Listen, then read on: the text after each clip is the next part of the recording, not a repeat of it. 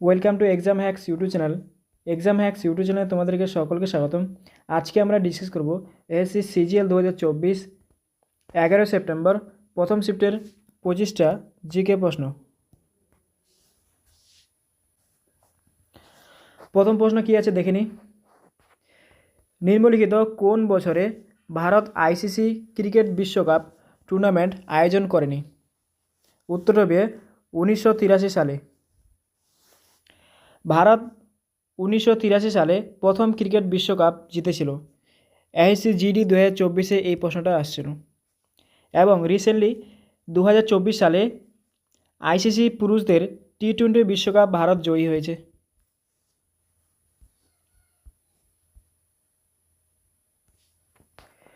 নিম্নলিখিত বিকল্পগুলির মধ্যে কোনটি বেশিরভাগ অতিরিক্ত জনসংখ্যার কারণে হয়? উত্তরটি হবে জমি এবং অন্যান্য নবায়নযোগ্য সম্পদ চাপের মধ্যে রয়েছে।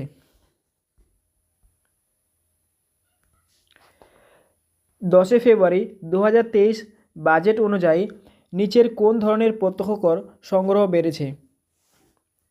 উত্তর হবে ব্যক্তিগত আয়করের বেড়েছে। গুয়ানুলাক্স নিচের কোন বিভাগের অন্তর্গত? গুয়ানুলাক্স ডাইনোফ্লেজেলেটসের অন্তর্গত। গুয়ানুলাক্স এত দ্রুত হারে বংশবৃদ্ধি করে যে এর ফলস্বরূপ সমুদ্রের উপরিতল পুরোপুরি লাল দেখায়। ওজোন স্তর কোন ধরনের বিকিরণ শোষণ করে? ওজোন স্তর অতিবেগুনি বিকিরণ শোষণ করে। ওজোন স্তর স্ট্র্যাটোস্ফিয়ারে রয়েছে। ওজন পরিমাপের একক হলো ডবসন। এসএসসি স্টেনো 2020 সালে এটা জিজ্ঞাসা করা হয়েছিল। 16 সেপ্টেম্বর বিশ্ব ওজোন দিবস পালিত হয়। ক্লোরোফ্লোরোকার্বন ওজোন স্তর ক্ষয়ের জন্য দায়ী। কার্বন ডাইঅক্সাইড প্রধান গ্রিনহাউস গ্যাস। এই পয়েন্টগুলি তোমাদেরকে মনে রাখতে হবে। নিম্নলিখিত সংস্থাগুলির মধ্যে কোনটি দুটি শাখায় বিভক্ত? লোকমান্য বাল গঙ্গাধর তিলক এবং অ্যানি বেসান্ত প্রতিষ্ঠা করেছিলেন। উত্তরটি হবে হোম রুল লীগ। বাল গঙ্গাধর তিলক এবং অ্যানি বেসান্ত 1916 সালে সর্বভারতীয় হোম রুল লীগ প্রতিষ্ঠা করেন। বাল গঙ্গাধর তিলককে আধুনিক ভারতের নির্মাতা বলে অভিহিত করেছেন মহাত্মা গান্ধী। এসসিজি 2022 সালে জিজ্ঞাসা করা হয়েছিল। এই পয়েন্টগুলি তোমাদেরকে মনে রাখতে হবে। স্বল্পোন্নত দেশগুলির জন্য শুল্কমুক্ত শুল্ক পর্যন্ত স্কিম কখন ভারত দ্বারা ঘোষণা করা হয়েছিল? উত্তর হবে 2008 সালে। 2008-এ ভারত আফ্রিকা ফোরাম সম্মেলনের সময় ভারতীয় প্রধানমন্ত্রী ঘোষণা করেছিলেন। ডিএফটিপি হলো একটি একতরফা শুল্ক অগ্রাধিকার স্কিম যা সমস্ত এলডিসিগুলির বৈশ্বিক রপ্তানির 92.5% সম্মানিত পণ্যগুলিতে শুল্কমুক্ত এবং অগ্রাধিকারমূলক উভয় বাজার অ্যাক্সেস প্রদান করে।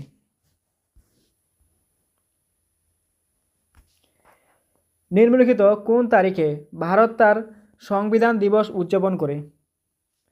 উত্তরটি হবে 26 নভেম্বর। 26 নভেম্বর 1949 সালে ভারতের গণপরিষদ ভারতের সংবিধান গ্রহণ করে এবং এটি 26 জানুয়ারি 1950 সালে কার্যকর হয়। ভারত সরকার একটি গ্যাজেট বিজ্ঞপ্তির মাধ্যমে 19 নভেম্বর 2015 সালে 26 নভেম্বরকে সংবিধান দিবস হিসেবে ঘোষণা করে। ভারতের প্রজাতন্ত্র দিবস প্রতি বছর 26 জানুয়ারি পালিত হয়। ভারতের স্বাধীনতা দিবস 15 আগস্টে পালিত হয়। আম্বেদকর জয়ন্তী বা ভীম জয়ন্তী 14 এপ্রিল পালিত হয়। কে ভয়হীন শাসন বইটি লিখেছেন যা 2021 সালে জানুয়ারি মাসে প্রকাশিত হয়েছে? গভর্নর হিসেবে তার কার্যকাল বর্ণনা করে। উত্তর হবে কিরণ বেদী। প্যালাডিয়াম অন বেরিয়াম সালফেট নামেও পরিচিত। উত্তর হবে রোজেনমন্ডো অনুঘটক।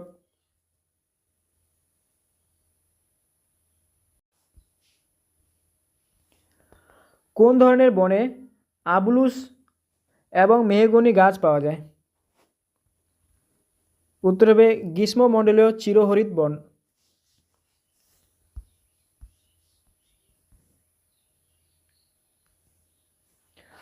কম্পট্রোলার এবং অডিটর জেনারেলের প্রধান যে সংস্থাটি ড্যাশ নামে পরিচিত। উত্তরটি হবে ভারতীয় অডিট এবং অ্যাকাউন্টস বিভাগ।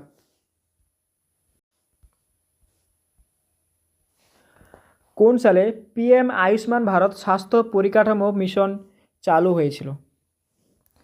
উত্তরটি হবে 2021 সালে চালু হয়েছিল পিএম আয়ুষ্মান ভারত স্বাস্থ্য পরিকাঠামো মিশন। প্রধানমন্ত্রী উজ্জ্বলা যোজনা 2016 সালের মে মাসে প্রধানমন্ত্রী নরেন্দ্র মোদী চালু করেছেন। 25শে অক্টোবর 2021 সালে প্রধানমন্ত্রী আয়ুষ্মান ভারত স্বাস্থ্য পরিকাঠামো মিশন চালু হয়। প্রধানমন্ত্রী আবাস যোজনা মিশন 25শে জুন 2015 সালে চালু করা হয়। ভারত সরকারের ইন্দিরা আবাস যোজনা প্রকল্পটি প্রধানমন্ত্রী গ্রামীণ আবাস যোজনায় পুনর্গঠন করা হয়েছে। এনটিপিসি CBT1 2021 এই প্রশ্নটি জিজ্ঞাসা করা হয়েছিল। 2014 সালে স্বচ্ছ ভারত অভিযান চালু করা হয়। 2014 সালে চালু করা হয় প্রধানমন্ত্রী জনধন যোজনা। প্রধানমন্ত্রী মুদ্রা যোজনা হলো ভারত সরকারের একটি ফ্ল্যাগশিপ স্কিম যা 2015 সালে এপ্রিল মাসে চালু করা হয়। 1993 সালে প্রধানমন্ত্রী রোজগার যোজনা চালু করা হয়েছিল। SCGD 2019-এ আসছে এটা প্রশ্ন।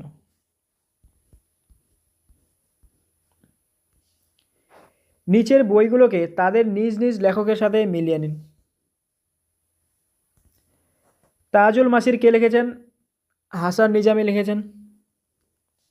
খাজাইন উল ফুতুর কে লিখেছেন? আমির খুসরো লিখেছেন। তারিখি ফিরোজ শাহী কে লিখেছেন? লেখক হলো জিয়াউদ্দিন বারানি লিখেছেন। তারিখে মুবারক শাহী কে লিখেছেন? ইয়াহিয়া বিন আহমেদ সিরহিমদি। তাহলে কোনটা উত্তর দেখে নিই। উত্তর হবে 3 নম্বরটা। কোন ভারতীয় ম্যারাথন ইভেন্টকে এশিয়ার বৃহত্তম ম্যারাথন বলে মনে করা হয়? উত্তরটি হবে মুম্বাই ম্যারাথন। মুম্বাই ম্যারাথনকে এশিয়ার বৃহত্তম ম্যারাথন বলে মনে করা হয়। আকবরের নবরত্ন ছিলেন তানসেন। মুঘল শাসক আকবরের দরবারে নবরত্ন বা 9টি রত্ন নামে 9 জন বুদ্ধিজীবী ছিলেন। আকবরের নবরত্ন ছিলেন আবুল ফজল, ফয়েজি, বীরবল, টোডরমল, রাজা মান সিং, রাজা বীরবল দাস, ফকির আজিউদ্দিন, মোল্লা দো পেয়াজা এবং তানসেন। কোন ধরনের বিকিরণের খুব কম তরঙ্গদৈর্ঘ্য রয়েছে যা পারমাণবিক বিস্ফোরণ এবং বজ্রপাত এবং তেজস্ক্রিয় ক্ষয়ের কম নাটকীয় কার্যকলাপ দ্বারা উৎপাদিত হয়? উত্তর হবে কি গামা রশ্মি।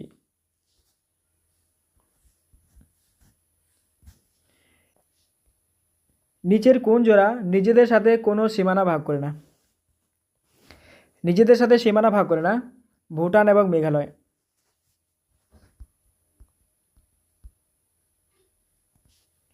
কোন গজল গায়ককে 2023 সালের এপ্রিলে মর্যাদাপূর্ণ দীননাথ মঙ্গেশকর পুরস্কারে সম্মানিত করা হয়েছিল? তাহলে 2023 সালে দীননাথ মঙ্গেশকর পুরস্কারে সম্মানিত করা হয়েছে পঙ্কজ উদাসকে। আশা ভোসলে দীননাথ মঙ্গেশকর পুরস্কার 2023-এ সম্মানিত করা হয়েছিল। ভারতীয় সঙ্গীতে অবদানের জন্য সিনিয়র গজল গায়ক পঙ্কজ উদাসকে মাস্টার দীননাথ মঙ্গেশকর পুরস্কার 2023-এ সম্মানিত করা হয়েছিল। অমিতাভ বচ্চনকে দীননাথ মঙ্গেশকর পুরস্কার 2024-এ সম্মানিত করা হয়েছে। AR রহমানকে মাস্টার দীননাথ মঙ্গেশকর পুরস্কার 2024-এ সম্মানিত করা হয়েছে। এই দুটি পয়েন্টও তোমাদেরকে মনে রাখতে হবে। Indian infrastructure project development fund সম্পর্কিত নিম্নলিখিত বিবৃতিগুলি বিবেচনা করুন। এই কী কী আছে? IIPDF 2017 সালে প্রতিষ্ঠিত হয়, এটা ভুল, এটি 2007 সালে প্রতিষ্ঠিত হয়েছিল। IIPDF এর জন্য অর্থায়ন কেন্দ্রীয় সরকার দ্বারা প্রদান করা হয়, এটি ঠিক। এই স্কিমটি অর্থনৈতিক বিষয়ক বিভাগের অধীনে বিজ্ঞপ্তি দেওয়া হয়েছে, এটা ঠিক। উপরে বিবৃতিগুলির মধ্যে কোনটি ভুল আছে? তাহলে ভুল 1 নম্বরটা ভুল আছে। তাহলে উত্তর হবে কোনটা? 3 নম্বরটা উত্তর, শুধুমাত্র 1।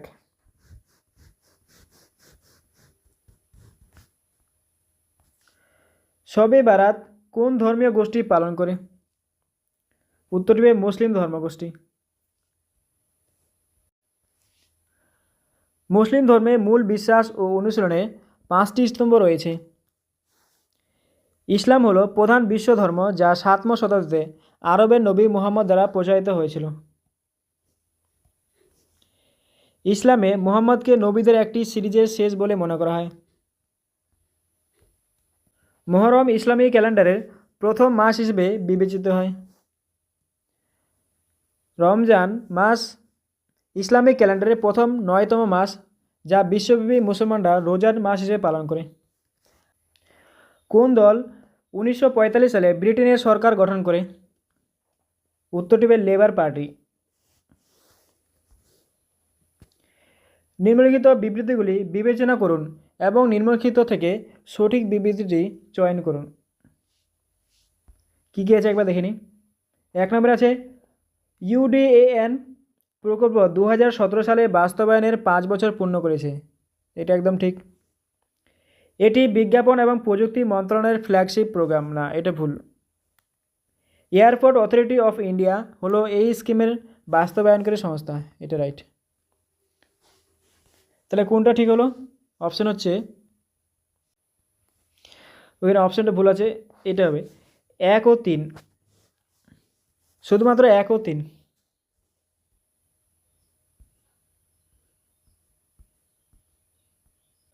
ভারতনাট্যম নৃত্যশৈলী নিচের কোন রাজ্যের সাথে সম্পর্কিত? উত্তর হবে তামিলনাড়ু।